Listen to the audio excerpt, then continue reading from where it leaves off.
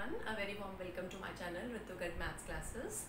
Today in this video we are going to face a very important question and a very generally asked question, why or why not to choose maths in 11th class. So why to choose or why not to choose? Choose करें तो करें क्यों और नहीं करना तो क्यों नहीं करना? Look, maths is a very versatile subject. Actually, a very famous mathematician Gauss has termed maths as the queen of the sciences. So सिर्फ मैथ्स में ही क्वेश्चन उठता है कि ऑप्शनल मैथ्स लेना है या नहीं लेना है. बाकी optional subjects they are very comfortable with each of the streams. So let's see it in the detail. आज इसी उस पे टॉपिक पे बात करेंगे. So let's come to first of all class 10th. वहीं से स्टार्ट करते हैं बिकॉज आपकी जो 11th है उससे पहले आप जब 10th करते हो तो आपके माइंड में वहीं से करियर काउंसलिंग और स्ट्रीम की चॉइस वो सारे क्वेश्चन स्टार्ट हो जाते हैं. Whenever you meet everyone or anyone तो आपसे पूछा जाता है अच्छा बेटे नेक्स्ट क्या स्ट्रीम लेनी है, +1 में क्या करोगे, so what are your choices. So साथ ही में क्वेश्चन आता है कि मैथ्स रखना चाहते हो या नहीं. So what happened in the session 2019 to 20 means you can say last year, CBSE had made 2 choices for class 10th maths. One is standard mathematics, another is basic mathematics. उन्होंने बड़ा क्लियर 2 चॉइसेस कर दी सिर्फ maths के लिए because it's a very versatile subject. और या तो बच्चे इसको पसंद करते हैं, ईदर दे लव इट और they just don't like it. Maths में ऐसा कुछ नहीं है कि हाँ जी ठीक है, तो या तो आपको बहुत अच्छा लगता है या आपको बिल्कुल अच्छा नहीं लगता. सो 2 तरह की कैटेगरीज होती हैं. So board could understand that and उन्होंने आपके पास मैथ्स में 2 चॉइसेस कर दी. One is standard, another is basic. Standard ये सोच के और ये डिक्लेरेशन के साथ किया गया था कि अगर आप +1 में मैथ्स कंटिन्यू करना चाहते हो तो you have to go for the standard mathematics in class 10th. And if you do not want to continue for maths in class +1, आप क्लास +1 में मैथ्स नहीं लेना चाहते हो तो आप 10th का बेसिक मैथ्स क्लियर कर लो, that is sufficient. Obviously standard का पेपर डिफरेंट था बेसिक से. बेसिक में ज़्यादातर क्वेश्चंस एनसीईआरटी कवर्ड थे, स्टैंडर्ड में एप्लीकेशंस भी थी, रेफरेंस बुक के क्वेश्चंस भी थे. Okay, fine. Many of the students opted for standard as well as many of them opted for the basic. Then standard students could go for compulsory maths, which is given by the code 041.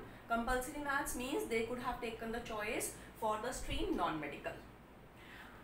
अगर आप non medical नहीं करना चाहते हो, commerce करना चाहते हो या आप मेडिकल करना चाहते हो या आप ह्यूमैनिटीज़ करना चाहते हो, लेकिन आपने 10th में स्टैंडर्ड मैथ्स किया था तो आपके पास ऑप्शन थी कि आप या इसको ऑप्शनल मैथ्स ले लो या एडिशनल मैथ्स ले लो. The same mathematics 041 code, the same subject can be opted as 5th subject that is optional जिसके मार्क्स काउंट होंगे, और as the 6th subject that is additional जिसके मार्क्स काउंट नहीं होंगे बट आपको कहीं पर भी अगर मैथ्स एलिजिबिलिटी है तो उसका क्रेडिट मिलेगा.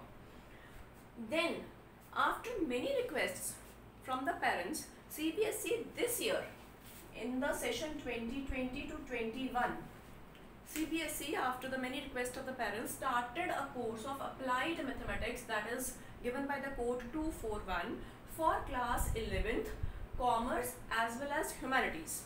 अब ये ऐसा मैथ्स है which is different from this. यहाँ आपके पास कोर मैथमेटिक्स है, प्योर मैथमेटिक्स है, जो आपके पास कोड आता है 041 जिसमें आपके पास प्योर मैथमेटिक्स की सारी ब्रांचेस आते हैं. और यहाँ थोड़ा सा डिफरेंट है, आपके पास अप्लाइड मैथमेटिक्स है. ये ज़्यादातर आपकी प्रैक्टिकल एप्लीकेशन के ऊपर डिपेंड करता है and this has been started as a subject from this year only. Earlier it was a skill subject, लेकिन इसको आपके पास इफेक्टिव लाने के लिए उन्होंने कॉमर्स या ह्यूमैनिटीज़ के साथ ऑप्शन में दे दिया. आप चाहे इसको ऑप्शनल ले लो चाहे इसको एडिशनल ले लो. व्हाट हैपेंड एक्चुअली, जो हमारे पास प्योर मैथमेटिक्स चलता है 041 that is more aligned to science subjects. उसमें कैलकुलस की ब्रांच है, ट्रिग्नोमेट्री के ब्रांचेज हैं which are more aligned to you can say science subjects. That is why maths is known as the queen of sciences. यहाँ पर आपके पास जो मैथ्स है that is more aligned to the social sciences, you can say economics, business, finance.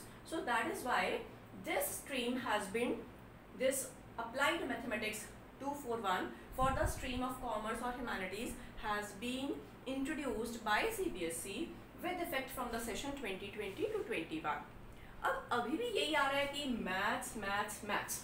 देखो यहाँ तक था कि आपके पास मैथ्स के लिए चॉइसेस थी और यहाँ चॉइस बंद हो गई थी बेसिक के बाद. बहुत सारे बच्चे हैप्पी थे कि उनको 10th के बाद मैथ्स नहीं करना पड़ेगा. But when you start studying maths in 10th for basic, चाहे आप बेसिक के लिए भी पढ़ते हो और आपके अच्छे मार्क्स आने लगते हैं, तो मैथ्स एक ऐसा सब्जेक्ट है, अगर आपके 4 क्वेश्चंस भी अच्छे से हो गए तो you reach on a very good confidence level. So कहीं ना कहीं दे वांटेड कि शायद हम आगे कंटिन्यू कर पाएँ. सो प्रॉब्लम सिर्फ उनके लिए है, why not to choose maths. I would suggest everybody should go for mathematics. May it be compulsory, may it be optional, may it be additional, but देखो टाइम मैनेजमेंट आपके पास ज़रूर होना चाहिए. मैथ्स आप पढ़ना चाहते हो, you need to give the long settings, you need to have a practice. अगर आप if you are not a hard worker, if you are shirking from hard work, then don't choose maths for any of these. मत लो उसको, बिल्कुल clearly मत लो. But if you like to put in time and you understand the concepts, आप marks पे मत जाओ कि 10th के कितने मार्क्स थे, 9th के कितने मार्क्स थे, बट अगर आपको कॉन्सेप्ट समझ में आता है, अगर आपको कॉन्सेप्ट अंडरस्टैंडिंग है, then you can surely go for maths. And I have seen sometimes the student scoring 80 और 85% marks in maths in class 10th scores better than another students, because कहीं ना कहीं अगर उसका अंडरस्टैंडिंग लेवल बेटर है तो +1 में आपके पास जो नई ब्रांचेस आ जाती है मैथमेटिक्स की, calculus, that is totally understanding based, how you take the mathematics, how you see the mathematics in the real field, the changes. Calculus is totally aligned to changes, so you can say maybe he is doing good in that. Or trigonometry goes very vast, so never compare with others कि बाकी क्या कर रहे हैं क्या नहीं. And one thing more, optional और additional में भी थोड़ा सा स्टूडेंट्स को ये रहता है कि जितनी जल्दी वो लेने की करते हैं ऑप्शनल या एडिशनल, उतनी ही जल्दी वो छोड़ने की भी करते हैं. लुक, 10th क्लास में आपके पास अच्छे मार्क्स आ रहे थे, you were good in maths, आपने स्टैंडर्ड मैथ्स ले लिया. स्टैंडर्ड के साथ आपने सोचा था कि आप कॉमर्स करोगे और फिर उसके साथ आपने ऑप्शनल मैथ्स ले लिया. अब ऑप्शनल मैथ्स में 10th और +1 CBSE में there is a gap. 10th का प्योर मैथ्स नहीं है, प्रैक्टिकल सा मैथ्स है. 11th में आपने प्योर मैथ्स ले लिया. So it takes time. Sometimes आपके पास 1 या 2 टर्म्स में अच्छे मार्क्स नहीं आ रहे, and then you tend to lose your heart. You get very much distracted कि मेरे मार्क्स नहीं आ रहे, so I'm going to leave it. अच्छा, then they leave it as an optional and take it as additional कि चलो 5th subject नहीं लेते हैं, मार्क्स नहीं ऐड होंगे, 6th सब्जेक्ट ले लेते हैं. फिर भी पढ़ना पड़ता है. Again and again I am telling you, maths को अगर आप मेन सब्जेक्ट की तरह ट्रीट करोगे, then it is going to give you results. If you are taking it as the 5th or 6th subject in your mind, because maths, is it difficult? It depends upon your thinking. अगर आपको लगता है maths difficult है तो है, अगर आपको लगता है डिफिकल्ट नहीं है तो नहीं है. It is all in your mind. So if you just consider maths as your main subject and you are going to put in your work, put in your time for the subject, it is surely going to give results. बस आपको ध्यान ये रखना है कि आपको उसकी importance पता होनी चाहिए. आप खुद देखो कि आपके पास इतने सारे रिजल्ट्स की चॉइसेस है, इतने सारे सब्जेक्ट्स की चॉइसेस है, बट किसी सब्जेक्ट में इस तरह से बारी बारी से आपको स्ट्राइक नहीं कराया जाता. आपको बारी बारी नहीं बोला जाता कि अच्छा आप नॉन मेडिकल के साथ अकाउंट्स ले लो, या आपको नहीं बोला जाता कि आप अकाउंट्स के साथ फिजिक्स पढ़ लो. बिकॉज मैथ्स ऐसा वर्सेटाइल सब्जेक्ट है जिसने सारे सब्जेक्ट्स के साथ अपना कॉम्बिनेशन बना के रखना है. हाउ, अगर आप नॉन मेडिकल ले रहे हो तो आपके पास एक बहुत अच्छी फील्ड है इलेक्ट्रॉनिक्स इंजीनियरिंग, कंप्यूटर इंजीनियरिंग, और यू कैन से एस्ट्रोनॉमी और architecture, which all are based on your physics and maths combination. So वो 2 टेक्निकल सब्जेक्ट्स अगर आपके अच्छे हैं, फिजिक्स एंड मैथमेटिकल मैथ्स, तो ये they go hand in hand, तो you are going to do good. Suppose आप मेडिकल के साथ मैथ्स लेते हो, it is going to make your physics stronger in any case. आप ये समझ के चलो कि मेडिकल के साथ मैथ्स आपको +1 में मुश्किल लगेगा. It is a bit difficult in +1 in the beginning, क्योंकि बाकी स्टूडेंट्स क्या कर रहे हैं, या मेडिकल कर रहे हैं या नॉन मेडिकल कर रहे हैं, और आप कर रहे हो PCMB, physics, chemistry, maths, bio. तो आपके पास 4 सब्जेक्ट्स मेन है पढ़ने वाले, तो थोड़ा सा कंपैरिजन लगता है बच्चे को कि मेरे पास ज़्यादा काम है, उनके पास कम है, I am not getting the that good score. But +2 तक आते आते you know very well how to tackle it out, how to manage your time, and you score well. अच्छा, उसका फ़ायदा क्या है? What is the main advantage? You can go for NEET as well as you can go for JEE. And I have seen many students clearing both. These are both competitive exams. आपके पास दो subjects common है, physics chemistry, both are common. सिर्फ आपको maths और bio में choice मिली थी, सो आपकी मर्जी है. अगर आपसे चॉइस नहीं हो रही है और आपको मैथ्स और बायो इक्वली गुड लगते हैं, देन इंस्टेड ऑफ PCM और instead of PCB go for PCMB, but be ready to put in your hard work. Next comes a commerce. अगर आप कॉमर्स के साथ मैथ्स ले रहे हो, आपके पास कॉमर्स की अगर एक स्मॉल विंडो है ऑप्शंस की, तो कॉमर्स विद मैथ्स के साथ एक बहुत बड़ी विंडो खुलती है. आप एक छोटी सी एग्जांपल देखो. आप 10th में जब आपके पास पेरेंट्स या आपके रिलेटिव्स या आपके career counsellors they start asking you the field, if you say commerce, the very next question comes with maths और विदाउट मैथ्स. तो वहीं से इंपॉर्टेंस क्लियर हो जाती है, because your seniors know it very well कि वो आप मैथ्स के साथ कर रहे हो तो उनकी आंखों में एक चमक है, आपके लिए एक लेवल ऑफ रिस्पेक्ट है, और विदाउट मैथ्स है okay it's fine. So that says all. सब कुछ उसी में है.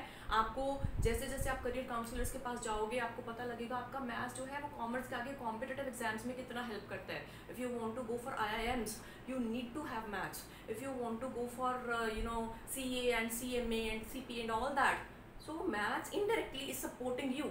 है तो नंबर्स ही, figuring, so that helps you.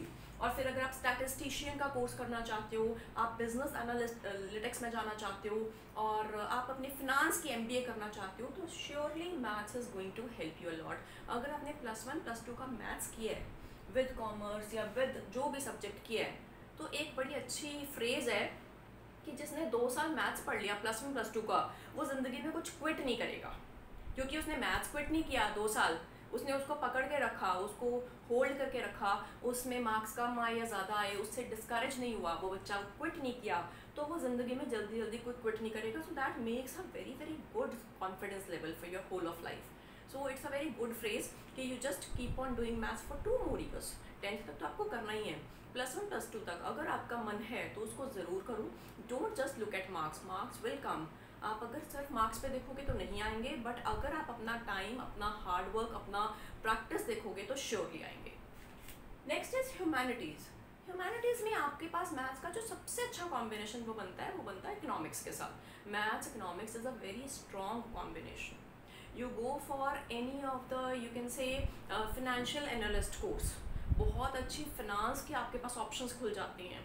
आप ह्यूमैनिटीज़ से निकल के धीरे धीरे साइंसेज में शिफ्ट हो जाते हो. And if you just cover your humanities 10+1 10+2 and then you just post graduation or graduation in maths, तो आपके पास धीरे धीरे humanities के through sciences में आने का रास्ता है. You can go for masters in mathematics, MSc mathematics. You can be a mathematics professor. You can be a mathematician. I tell you, the course of mathematician, the job of a mathematician is growing at such a good rate globally. You can check it on internet.